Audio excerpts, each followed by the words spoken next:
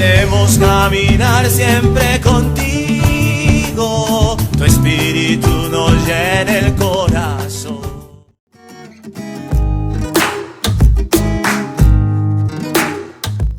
Buenas tardes, felices Pascuas de Resurrección. Chicos, recuerden que nos pueden encontrar por Facebook o por Instagram, por cualquiera de las dos plataformas o de las dos redes sociales. Estaremos transmitiendo esta experiencia que inicia hoy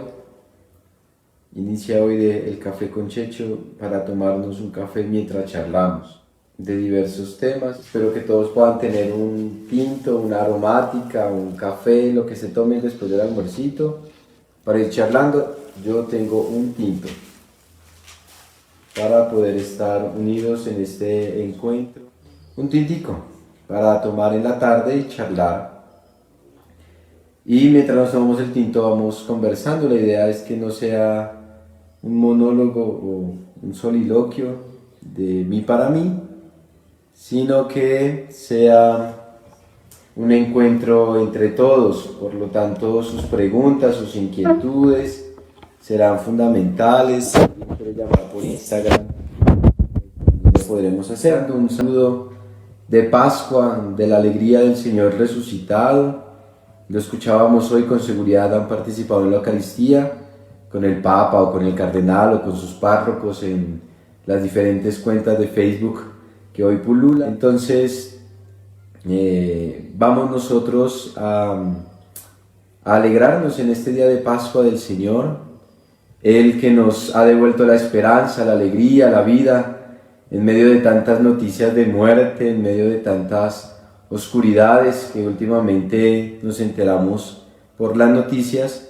Qué bueno alegrarnos con el Señor resucitado. Café con Checho tiene la intención de charlar justamente a través de preguntas, de inquietudes que ustedes puedan ir formulando del tema que vamos a hablar. Hoy, justamente por ser la Pascua, queremos invitarlos a hablar sobre la Pascua del Señor, la resurrección del Señor.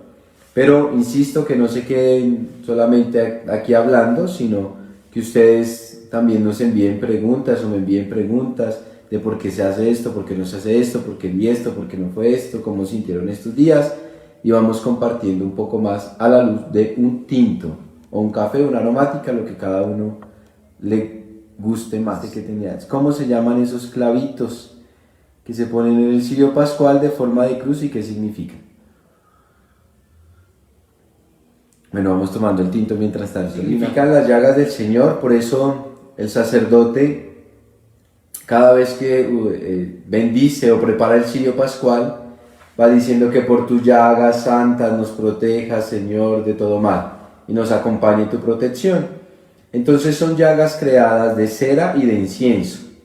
Algunas vienen más grandes, otras vienen más pequeñas, pero es cera del cirio de la vera y con un poquito de incienso de la llaga del Señor, y significan sus heridas. Recuerden que el Señor tiene 5 heridas: las 2 manos, los dos clavos, las llagas de los pies van 4 y el costado abierto. Son 5 las heridas, y por eso se ponen esos clavitos en el cirio pascual. Además, porque nos ayuda a recordar lo que hoy también el Papa Francisco nos dijo en la bendición Urbi et Orbi, y es que no podemos entender la resurrección sin el Señor crucificado. ¿Quién es el resucitado? El crucificado. Entonces tengamos en presente que las llagas también nos ayudan a recordar que a la resurrección llegamos por la cruz del Señor. Entonces esos son nuestros clavitos del cirio pascual, y así recordamos las llagas gloriosas del Señor en su cruz. Recuerden, manos, pies y el costado abierto. Porque al inicio de la vigilia pascual hay varias lecturas y salmos. Pero recordemos que la vigilia es una celebración en verdad antiquísima, y que, como lo dice la monición de la misma vigilia, con este ejercicio de la lectura recordamos toda la historia de un pueblo que se preparó para el momento glorioso de la venida del Señor, del Mesías, del ungido, la expresión o la manifestación del resucitado del Señor se da de manera mucho más que evidente en la resurrección de Cristo nuestro Señor. Entonces toda la liturgia tan extensa son 7 lecturas del Antiguo Testamento que generalmente solamente escuchamos, ayer quizás escuchamos menos, pero son 7 lecturas. Las 7 lecturas narran toda la historia del pueblo que se preparó desde la creación del mundo, viene preparándose toda esta celebración gozosa hasta el momento de la Pascua. Entonces nos recuerda que el plan de Dios inició desde el momento de su creación y en la resurrección del Señor tiene su punto más alto, su culmen, el culmen pues de este plan salvador de Dios. Entonces por eso escuchamos tantas lecturas para recordar el trayecto, el trasegar de Dios que va cumpliendo promesas y que toda promesa tiene su plenitud en la resurrección de Dios. Gracias por acompañarnos en este nuestro primer café. Recuerden tener el café con ustedes, es ir tomándonos un tintico e ir conversando sobre preguntas, inquietudes, o si también ustedes dicen, no, a mí me explicaron otra cosa otro día, coméntalo, estamos en la libertad de poder hacerlo. Entonces, esta es la celebración de la Pascua. A ti en la Pascua o misa de hoy se lee la primera lectura un texto del Nuevo Testamento. Eso sí que es una novedad en este tiempo de la Pascua. En la Pascua sí que escucharemos de primera lectura un texto del Nuevo Testamento, porque nos ayuda a narrar y a entender la experiencia, Miguel, de los primeros cristianos, y cómo los primeros cristianos apenas supieron de la resurrección, vino la fusión del Espíritu Santo, comunicaron ello, el Señor resucitado. Recuerden aquí todos ustedes, apreciados amigos, sacerdotes que nos ven, si está el Padre Miguel nuevamente un saludo, que el anuncio fundamental de los cristianos fue: Jesús murió y resucitó por ti y por mí. Ese es el anuncio fundamental, lo que llamamos el querigma, el primer anuncio, lo primero que se anunciaba, la muerte y resurrección del Señor. Y en este tiempo tan querigmático, porque recuerden que la Pascua está muy unida al bautismo. Yo no sé, quizás ustedes lo sepan mejor que yo, pero recuerden ustedes que en los primeros cristianos se bautizaban, todos los cristianos se bautizaban en la vigilia pascual, el sábado santo. Y era la noche para acoger a los nuevos cristianos, y era la primera noche en que los recién bautizados comulgaban y participaban de la Eucaristía. Y por lo tanto, todos estos días de la cincuentena pascual, los obispos, encontraremos catequesis bellísimas de los obispos ayudándonos a recordar toda esta belleza del bautismo que hemos recibido. Entonces es un tiempo muy querigmático, muy de volver al bautismo, de la experiencia de los primeros cristianos del Señor muerto y resucitado. Por eso escucharemos con muchísima frecuencia, siempre en la primera lectura, el libro de los Hechos de los Apóstoles, que nos narran eso, la experiencia de un anuncio, de comunicar el Evangelio, de comunicar la buena noticia. ¿Cuál buena noticia? Jesús murió y resucitó por ti y por mí. Hoy la primera lectura, que es del capítulo 10 del libro de los Hechos, tiene sintéticamente esa idea clave. Jesús el crucificado es el resucitado. Jesús el que murió es el que resucitó. ¿Y resucitó para qué? Para que no viviéramos en las tinieblas ni en la sombra, para anunciar justamente un año distinto. San Pablo nos lo dijo en la segunda lectura, bellamente, para que pongamos nuestro corazón en los bienes del cielo. Por eso será de capital importancia en estos días escuchar la experiencia de los primeros cristianos, de la resurrección del Señor. ¿Es correcto decir sábado de gloria al sábado santo? Pues mira, yo siento personalmente que la vigilia que celebramos el sábado ya es el domingo, ¿no? Entonces tendríamos que decir más sábado santo, siento yo, para el domingo del gloria profundamente. Porque eso, la vigilia se celebra pasada las 6 de la tarde. Recuerden que pasada las 6 de la tarde ya comienza a ser domingo, por eso en las Eucaristías muchas veces de los sábados en la noche se hacen los domingos, se hace ya con la liturgia del domingo. Entonces es el anuncio de la aurora, pues, si sirve la expresión, de la resurrección. A mi manera de ver, siento yo que sería más un sábado santo que nos prepara para el domingo de la gloria de la Pascua de la Resurrección. ¿Cuál podría ser una explicación de aquel texto que narra cuando los apóstoles corren al sepulcro? En primer lugar es Juan, pero no entra. Entonces había que hacer una primera explicación, apreciado Miguel, y es que no sabemos si es Juan. Sabemos que es el discípulo amado, pero no sabemos a ciencia cierta. Bueno, sí, tenemos la tradición ha asociado generalmente al discípulo amado con el autor del Evangelio que se le atribuye a San Juan. Pero para muchos autores, estudiosos de la Sagrada Escritura, el discípulo amado somos tú y yo. Tú y yo estamos llamados a ser discípulos amados. Y para algunos otros autores, Juan no entra por respeto a la figura de Pedro. Entonces es sumamente llamativo eso, porque da la impresión que en el contexto del Evangelio de San Juan, en la comunidad de San Juan, hay algunos problemas con la comprensión de la figura del apóstol San Pedro. Entonces dicen aquí quién es más, el discípulo amado, miren que Pedro y Pedro. Y el evangelista comienza a reconciliar a la comunidad con la figura de San Pedro, diciendo no, San Pedro tiene una preeminencia aquí en medio de los apóstoles. Por eso espera a que Pedro llegue, porque Pedro sí llega y entra y luego entra él. Entonces esta es una manera de entenderlo, ¿no?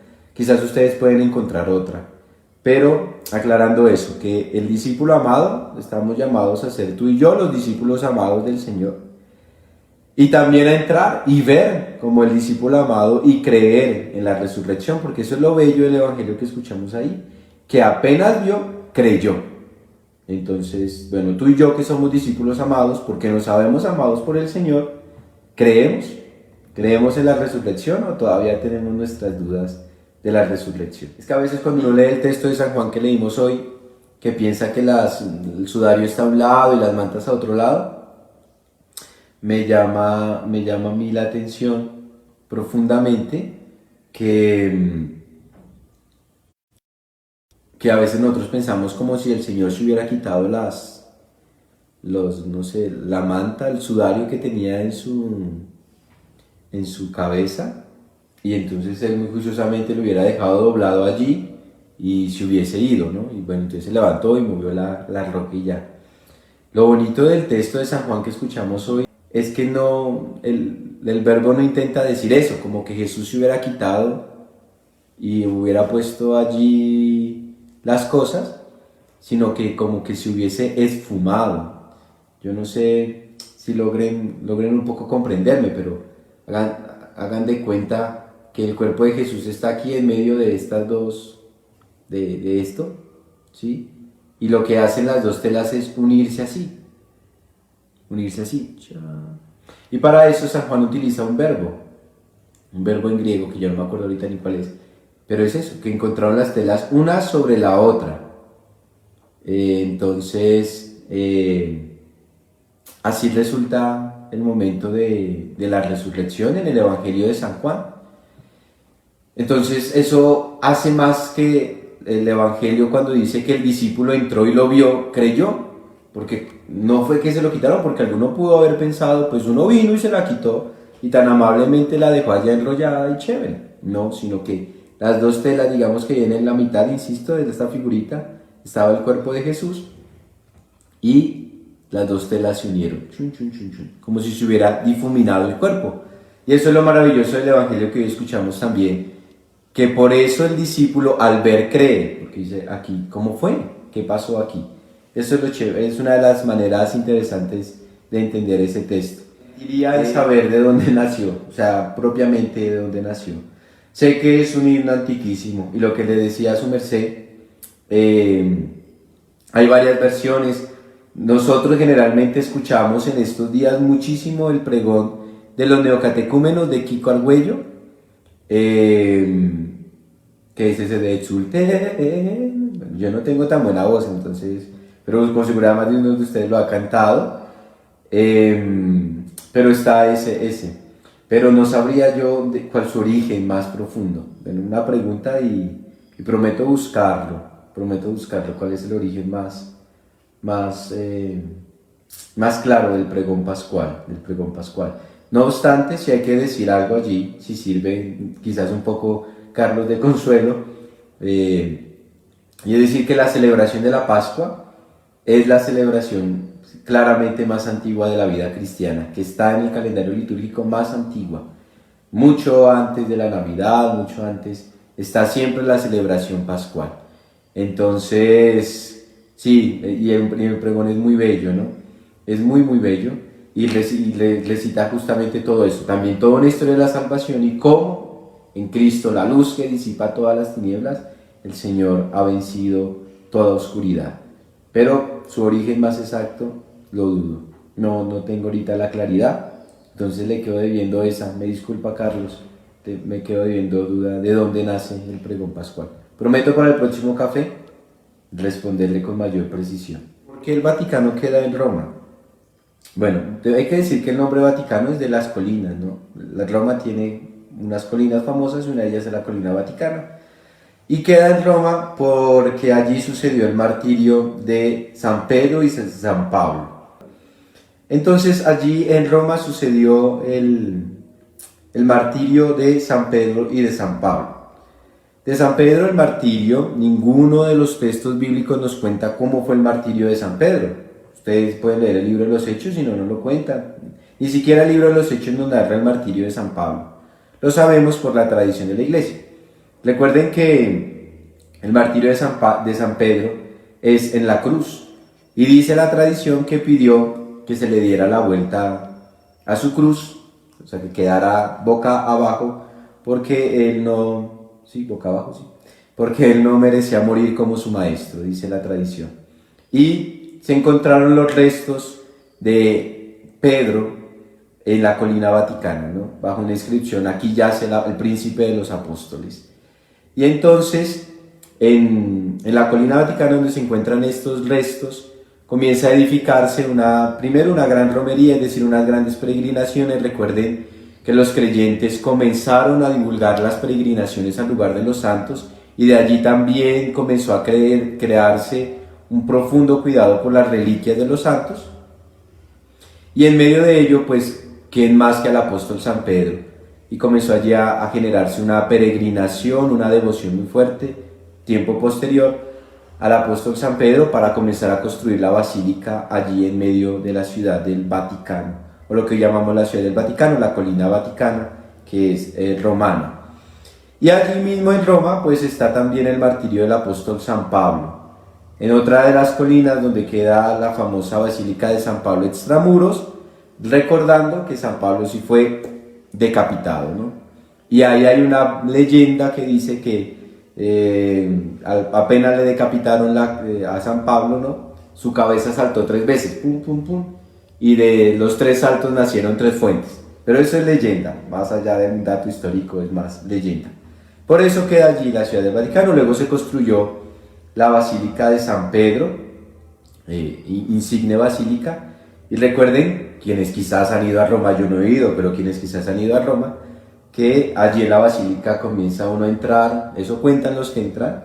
Entonces aquí dice, hasta aquí va la Basílica de Medellín, hasta aquí la de Manizales, hasta aquí la de no sé dónde, porque es la basílica, pues llamémoslo así, reina en medio de las basílicas, aunque no es la cátedra del Papa. La cátedra del Papa es la Basílica de San Juan de Letrán, que es la basílica más antigua de la iglesia.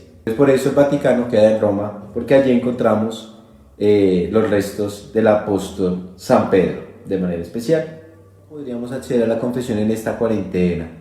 Sí, la iglesia nuevamente nos concede su gracia, de que mientras en esta cuarentena todos, por el bien de todos, estamos resguardados, nos invita, recordando el catecismo de la Iglesia Católica, al arrepentimiento sincero del corazón. Y con el arrepentimiento sincero del corazón y el deseo de poder confesarse lo más pronto posible, apenas pase esta situación, bastará inicialmente para este esfuerzo de penitencia, dadas las circunstancias actuales, ¿no? Recuerden que, excepto que haya algún momento de alguien de extrema gravedad o una relación así, pues se puede acceder a la confesión un poco más cerca.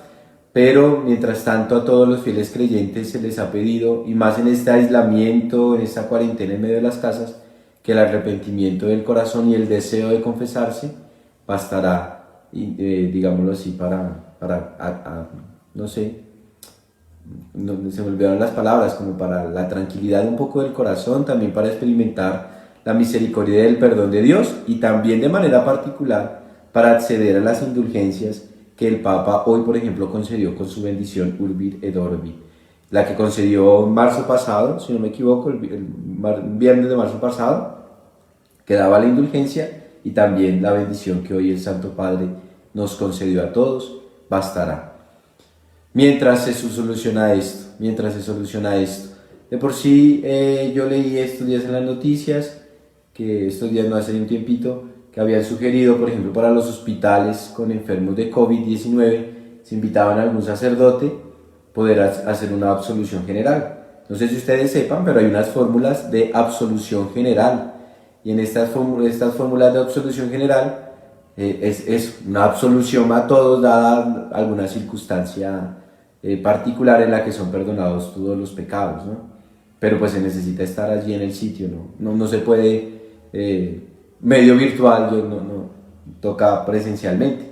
Por un ejemplo extremo para una absolución general, pero es un caso extremo, no sé, yo voy en un avión y se va cayendo el avión, entonces yo, Padre, absolvo a todos los que son creyentes o a todos en una absolución general, y es válida la absolución general y por lo tanto la confesión, pero se necesita la presencia allí, ¿no? Entonces permitieron, por ejemplo, en los hospitales donde hay un pabellón de COVID-19 de enfermos, que el sacerdote desde allí conceda una absolución general, y pues si alguno con la ayuda de Dios se restablece, pues que luego busque la confesión personal, porque la absolución general puede darse en esto, pero si luego se restablece la situación, hay que buscar la confesión individual lo más pronto posible, porque es necesaria la confesión de los pecados como tal, ¿no? Entonces, en este momento, recordamos así para el momento del arrepentimiento del corazón. Bien, saludamos interrogantes en Instagram o en Facebook. No únicamente interrogantes, sino ve, yo escuché esto, o no es por este otro lado, Padre, usted está equivocado, hágale tranquilo, que no me las sé todas y entre todos aprendemos un poquito. Y recuerden tener su café a la mano para nuestro café con Checho. En esta oportunidad hablando sobre el tiempo de la Pascua y sobre las celebraciones pascuales de estos días.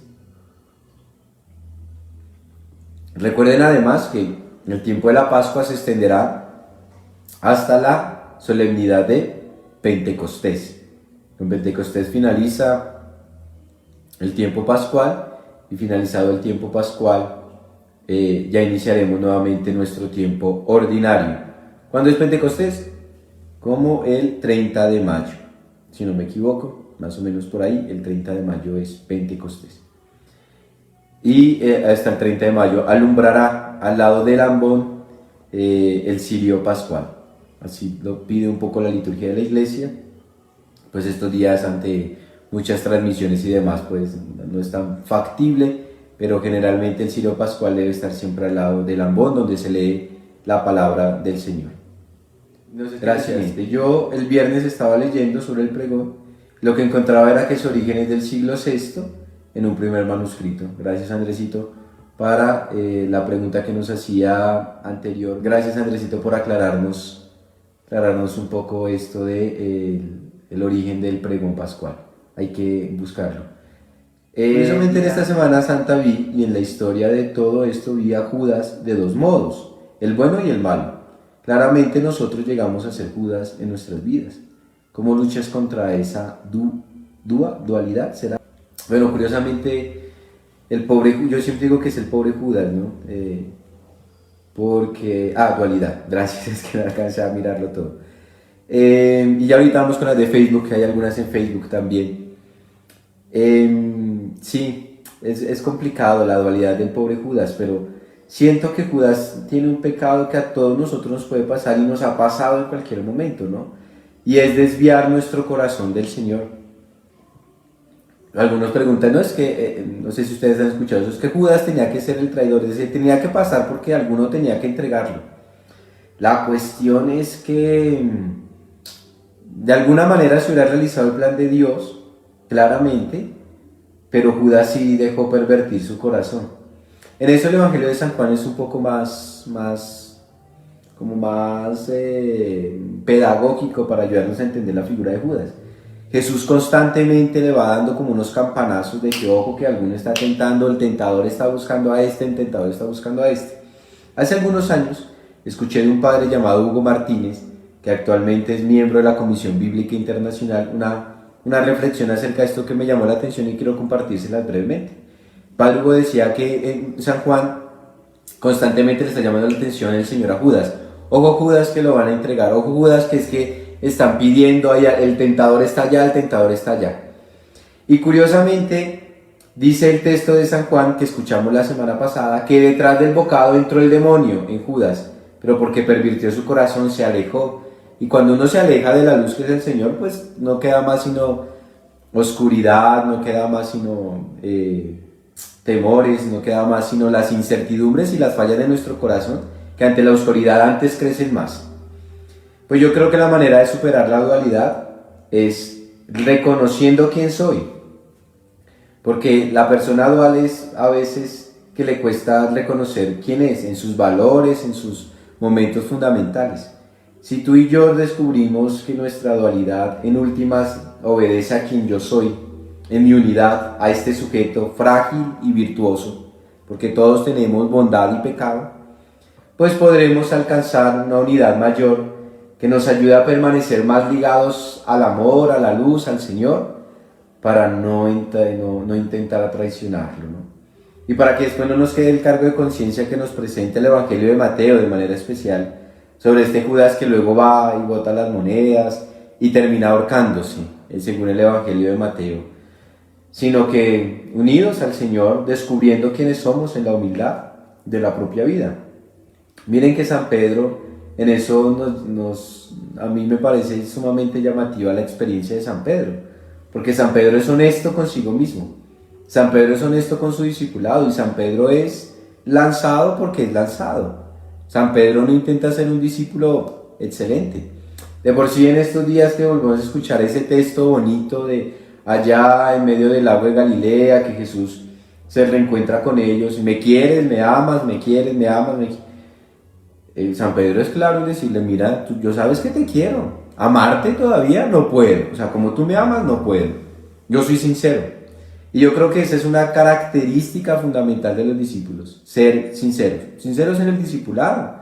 No tenemos que mentirnos, no somos perfectos ninguno, empezando por el cura que les está hablando, en el discipulado del Señor. Y en la medida en que reconozcamos antes que necesitamos más de Dios, pues lo tendremos más cerquita. Y por lo tanto podremos vencer más la tentación y la lucha. Yo creo que allí se da la dualidad del pobre Judas, que se alejó tanto, quiso quizás un discipulado distinto y ese no era, y pervirtió su corazón. Los invito a todos, a quienes se unen a poder ser discípulos, sinceramente, honestamente, desde lo que somos, desde nuestra realidad de jóvenes, de personas, de muchachos, de lo que hacemos, sin intentar engañarnos, ni engañar al Señor, ¿no? Entonces, bueno, aquí yo voy. Padre, varias personas ven en este tiempo como castigo de Dios, pero Dios no es un Dios de rencor ni de castigo. ¿Qué responderá a esto? Sí, hay una tendencia generalizada hasta el interior de nuestra iglesia de pensar que esto es, pues, la plaga de Egipto, del Éxodo, y Dios aquí va a arrasar con todos, ¿no? Yo los invitaría a pensar, a volver la mirada al Señor sufriente, porque es que a veces cuando creemos que Dios no es más que el castigador, se nos olvida que Él es el Dios sufriente, que Él es el Dios que sufre con nosotros. Y ello quizás para las comprensiones del omnipotente y todopoderoso, muy propias de la filosofía, cuesta entenderlas. Pero el Dios manifestado en Jesucristo es el Dios que sufre. Y el Dios que sufre lo hace antes más Dios por su amor. Y qué bueno que entender al Dios que sufre, pues entiende nuestro sufrimiento y nuestro dolor. Y al entender y comprender y vivir nuestro sufrimiento y su dolor como lo hizo en la cruz, pues no entiendo yo un Dios que mande un castigo aterrador para ver si se convierte y deja su mala conducta, ¿no? Porque además, yo les pregunto a ustedes, ¿no? Les presento mi percepción, pero entre ustedes puede haber alguna una relación. y es, ¿será que Dios busca ser amado o Dios busca que le tengamos miedo? Hasta donde yo entiendo, Dios busca ser amado y no que le tengamos pavor. Y aquí hay que confundir, hay que distinguir entre aquel temor sano de Dios, que nos habla la Sagrada Escritura, al pavor de Dios. Entonces, no, yo hago esto porque si me va a mandar un rayo, si no, pues no sé, un cáncer. Y eso todavía pulula en medio. Entonces, te dio un cáncer, un castigo de Dios. ¿Quién sabe usted qué pecado está pagando, qué vida? No, pues ese no es el Dios anunciado por Jesucristo. Sino que el Dios anunciado por Jesucristo es el que sufre con su pueblo. Y es el Dios que además, como nos recuerda por ahí el compendio del Catecismo de la Iglesia Católica, sabe sacar de las cosas malas bendiciones por sus hijos. No porque Dios quiera el mal, sino porque del mal, que muchas veces es causa nuestra, Dios sabe allí sacar cosas buenas para sus hijos. Esa expresión de Dios escribe derecho sobre renglones torcidos, ¿sí? En medio de esta realidad, de esta pandemia, Dios sabrá sacar bendiciones buenas para nosotros. La cuestión es si tenemos la mirada tan esperanzadora para descubrir las cosas buenas que Dios saque de este momento. Pero Dios busca ser amado. Y desde allí yo siento que la conversión es un camino de amor y no de miedo a Dios. Porque no hay nada más peligroso que tenerle miedo, pavor a Dios cuando Él busca ser amado. Y desde allí habría que revisar muchas perspectivas.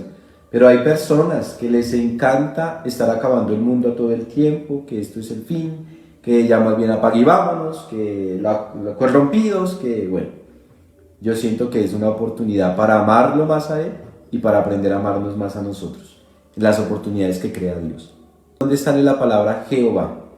Bueno, aunque no es propio de la Pascua, pero listo, intentamos contestarla. Recuerden que en el Antiguo Testamento el nombre de Dios es indecible, ¿no? Dios es innombrable de por sí.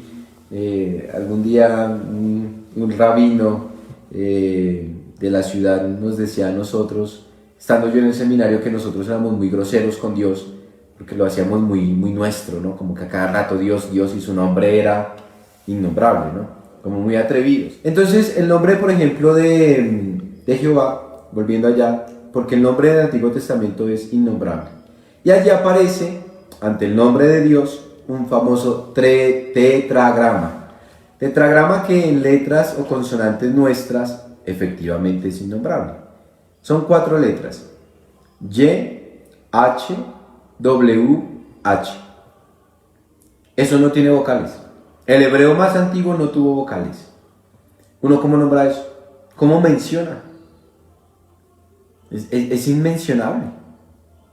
Entonces, luego de que el lenguaje hebreo fue evolucionando y se encontraron con el tetragrama, aparecieron las vocales. Es que no tengo aquí un marcador como para escribir, pero si alguno ha visto algún día alguna letra hebrea, verán que es como una cosita así, 2 palitos unidos, y abajo le ponen a veces un puntico, o una rayita y un guioncito. Esos punticos son las vocales. Entonces, en la traducción del tetragrama del Y, H, W, H, y en la interpretación de las vocales, aparecieron varios nombres, o se interpretan varios nombres del mismo tetragrama. Entonces, Yahvé, pues entonces, Y, volvamos al tetragrama, Y, la A, güey, allá al final de la W le pusieron la E, entonces quedó Yahvé o Yahweh. Jehová, entonces dijeron estos, no, aquí hay otra realidad, y es que las vocales son distintas. Es una E después de la Y, de la primera Y, después viene la H, aquí hay una O, y después de la W hay otra A. Entonces quedó Jehová. Pero todos los nombres nacen del tetragrama YHWH, ¿sí? De ahí nacen estos nombres de Dios, Yahvé o Jehová. Por lo tanto, el nombre de Dios es el mismo y es indecible. Pero el nombre de Dios más profundo que aparece allí en el libro del Éxodo es Yo soy.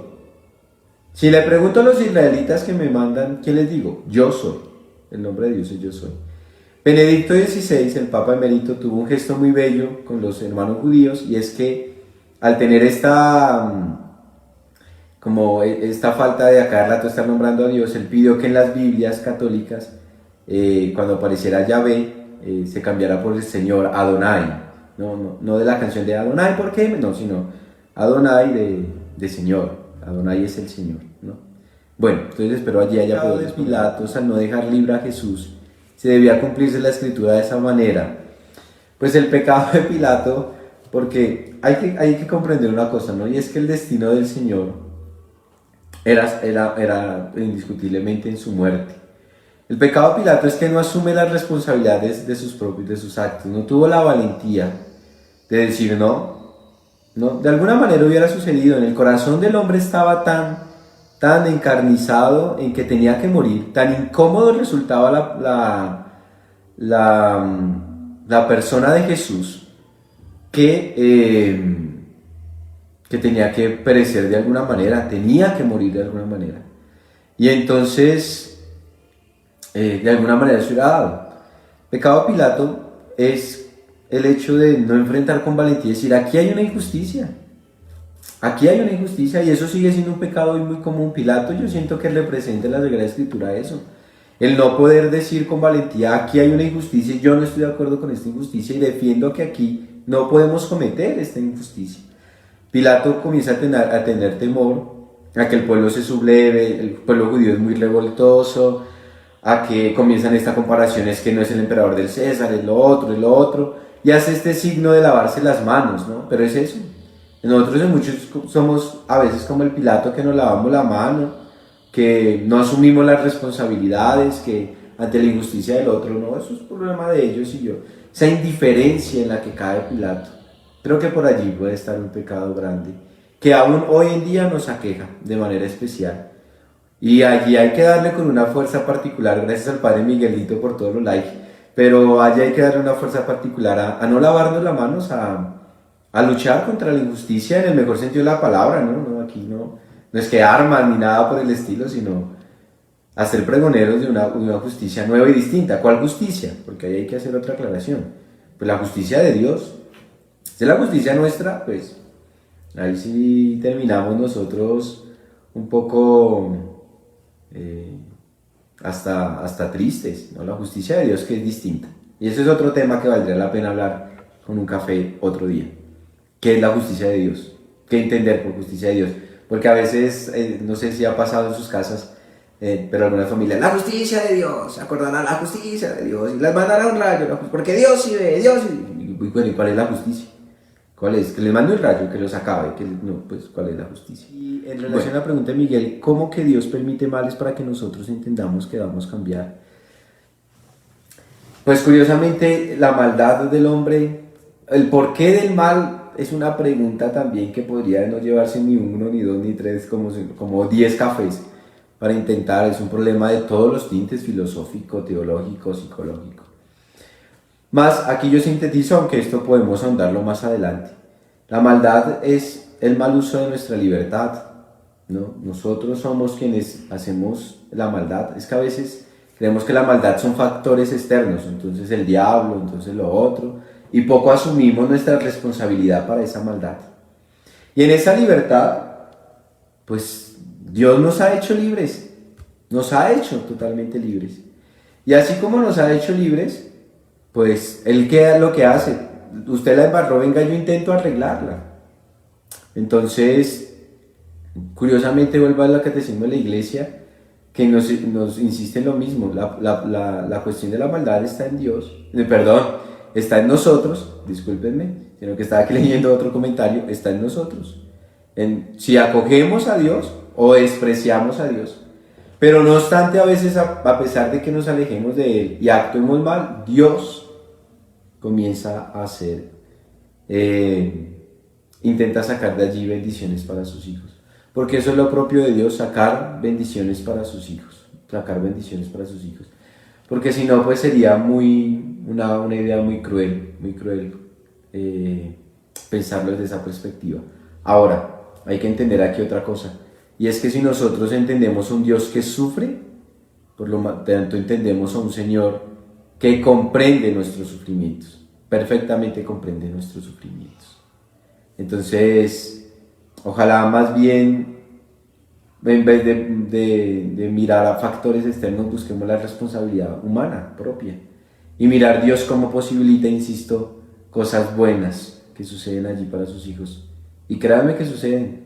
Si en estos días todos hemos podido ver algo, es florecer nuevamente la solidaridad humana, el alegrarnos la vida los unos a los otros, el que dará esto, dará aquello, sentirnos más humanos, más solidarios.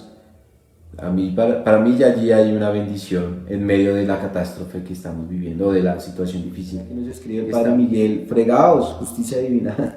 Sí, a veces, la justicia de Dios.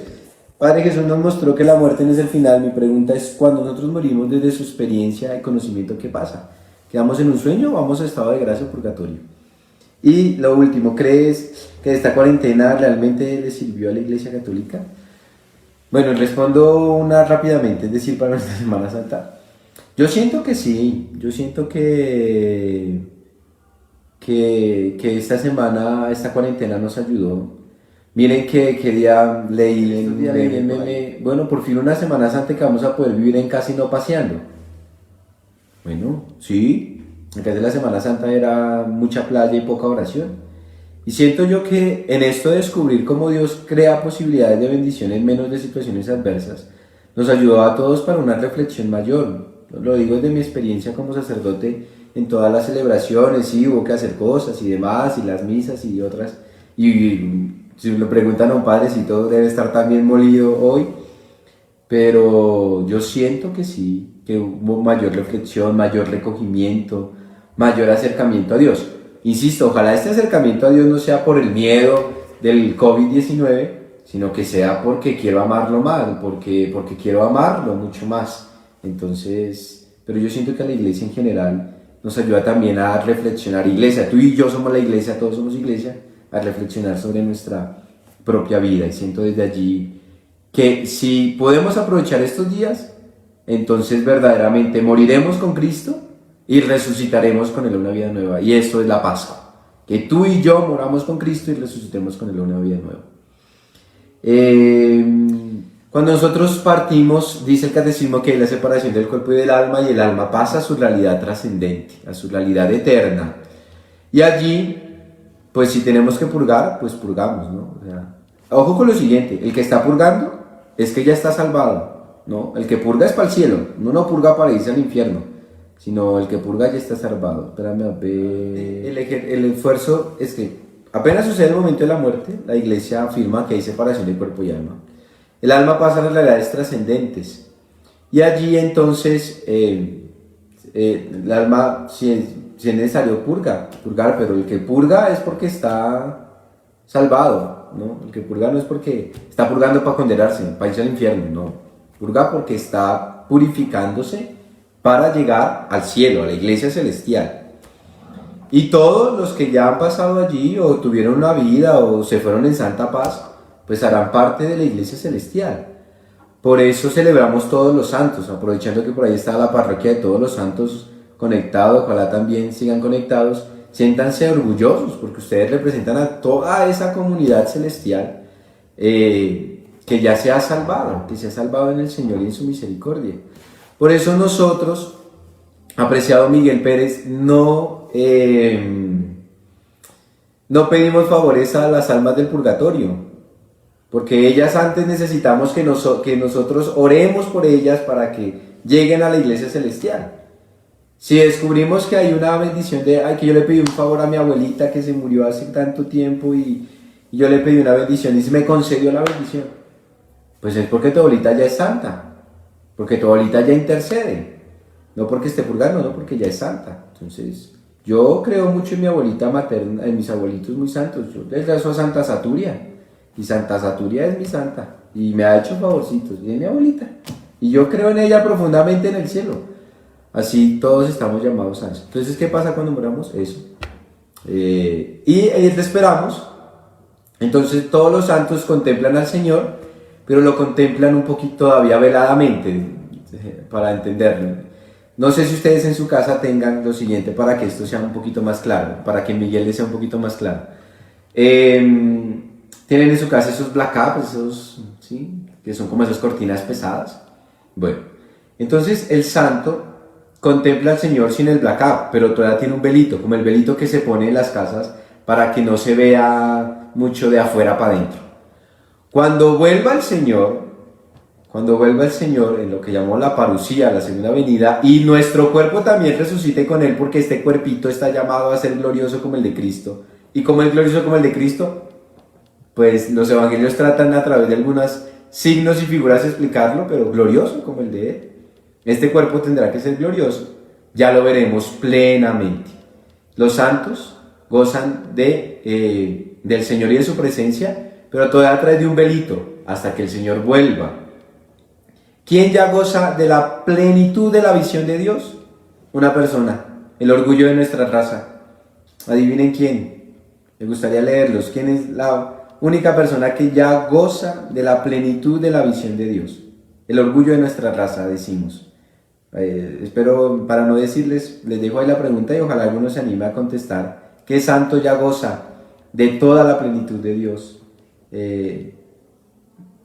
A ver, ¿quién se anima? Se las dejo ahí antes de que se acabe nuestro café de esta tarde. Entonces les dejo la pregunta y yo sigo aquí en esta cuarentena hizo. Ven lo que nos recuerda el Padre, recuerden la unidad entre cuerpo y alma. El cuerpo también está llamado a la glorificación del Señor. Por eso hablamos de la resurrección de la carne, lo profesamos en el credo. Quien ya goza plenamente de la visión de Dios es la Virgen María, la bienaventurada Virgen María. Padre, ¿qué es en realidad el temor de Dios? Bueno, el temor de Dios es un profundo respeto a Dios, un profundo fundamentado en el amor y un respeto fundamentado en la manera en que Él ama y en la manera en que Él ejerce su autoridad. Recuerden cómo Jesús ejercía esa autoridad, con la coherencia de la vida. Si Jesús dijo, hay que amar hasta dar la vida, Él la entregó sin ningún problema. Entonces es en esta coherencia, en este amor, en este respeto profundo, que los unos a los otros podemos entender el verdadero temor y respeto a Dios. En el amor, lo respetamos, lo queremos, lo buscamos, lo amamos, lo anhelamos. Y desde allí, creamos una relación de hijo con nuestro Padre. Y el hijo ama a su Padre si experimenta este amor de su Padre. Entonces los invito a desde allí entender el temor de Dios. En relación con lo que la cuarentena hizo con la iglesia, creo que fue un bien espiritual y pastoral, porque estamos acostumbrados a encontrar a Dios en el templo, y muchos de los que servimos en una parroquia nos olvidamos de nueva familia y de nuestro hogar. Ese fue una gran sacudón que nos dio esta cuarentena y creo que fue de gran enseñanza. Es verdad, sí, María, ella es la que ya goza de nuestro Dios, nuestra dulce y hermosa Madre, la Madre de Dios, la Virgen. Es la única que ya, no es la única santa, pero la que ya goza plenamente de la visión total de Dios. Los santos, los otros santos, el coro de los santos, están esperando el momento de la parusía del Señor para que su cuerpo también resucite glorioso en esta unidad que nos afirmaba el Padre Miguel Ángel. Bueno, pues esta es la idea de nuestro café con Checho, hablar de ello y hablar tranquilamente. Si alguna cosa no lo sé, les diré no lo sé, como nos pasó con lo del pregón, pero ahí está la inquietud para nuestro próximo café. Siempre a la luz de una taza de café, charlar, hablar, comentar, ir meditando. Qué bueno ver algunas caras conocidas, qué bueno ver algunos que nos siguen, que están allí presentes. También el equipo de Pastoral Juvenil, gracias por estar ahí con nosotros, gracias por el trabajo que han hecho y bueno, les invito a seguir encontrándonos en estos cafés, mientras lo que dura un café, no dirá, pero ese café ya se enfrió, Padre, o es eterno. No, sí, ya se enfrió un poquito, pero bueno, la idea es poder encontrarnos desde aquí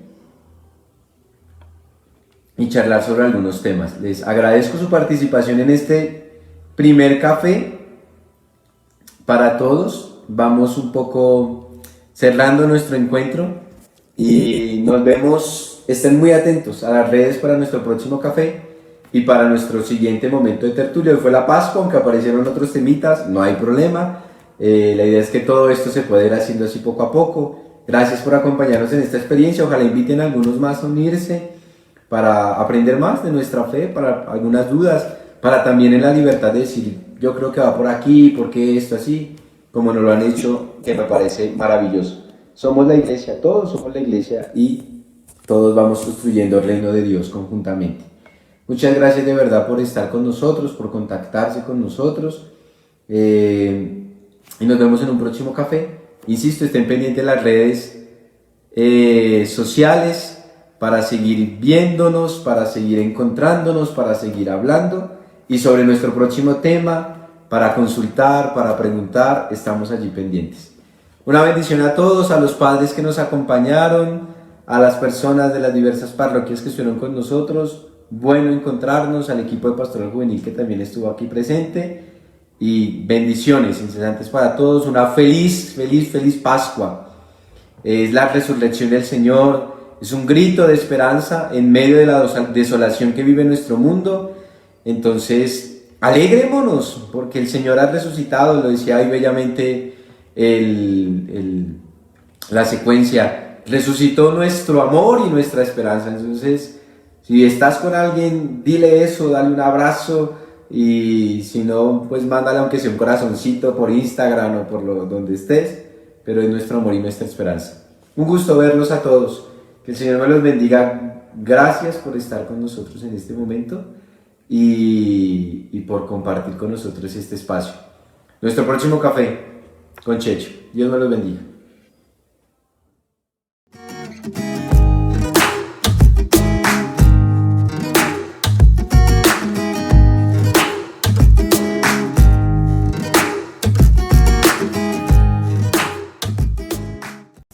Señor, somos tu pueblo, este es el grupo que busca la ciudad de Dios. Aquí estamos, Señor, somos tu cuerpo, queremos vida.